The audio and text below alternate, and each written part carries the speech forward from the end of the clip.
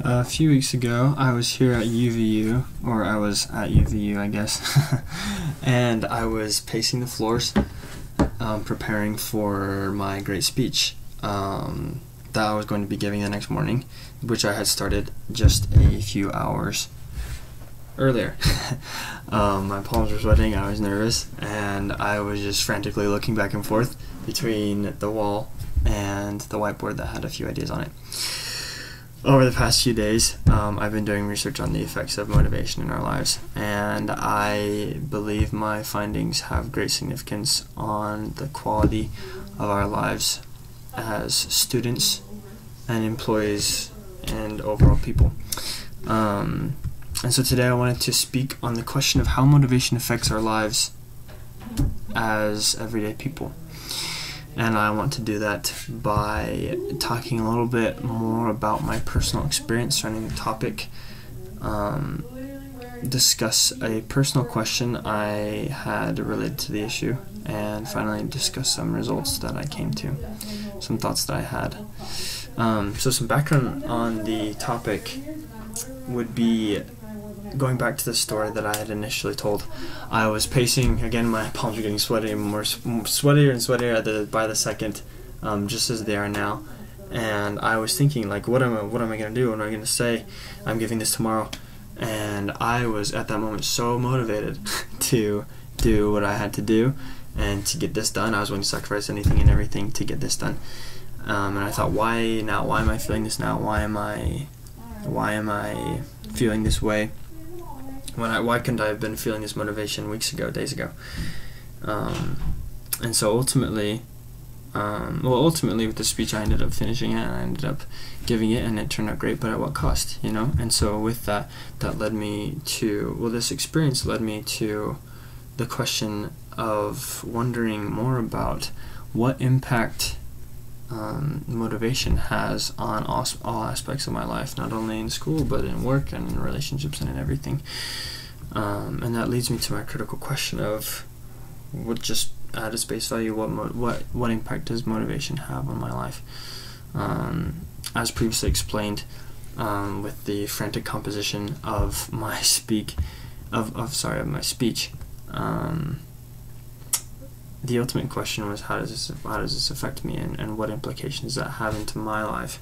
And I feel that understanding more and more about motivation, the happier I will be, because that helps me understand what makes me happy. In doing deeper research on the effects of motivation, I came to find that there are two different types of motivation. One being intrinsic, which is motivation surrounding my passions, what makes me happy, what makes me driven, and then there's extrinsic, which is motivation, like I do things because I have an incentive, there's a bonus, there's good grades on the line.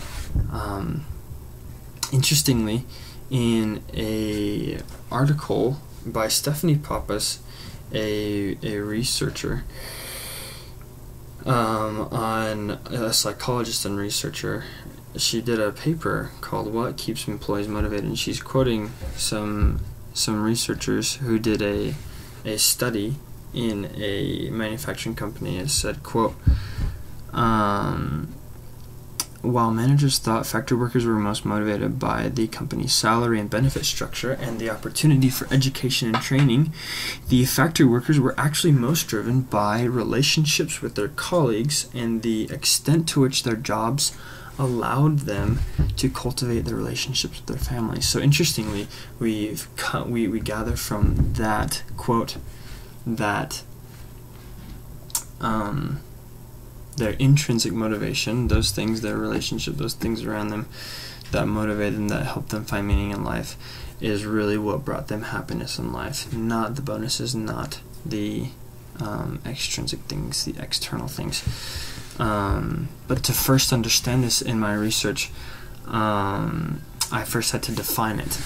In conducting research on the effects of motivation in education, Hamid Tawhidi and Mohammed Jabari, social and behavioral scientists for Procedia, came to the definition of motivation as powering people to achieve high levels of performance and overcoming barriers in order to change. They went on to write, motivation is the driver of guidance, control, and persistence in human behavior.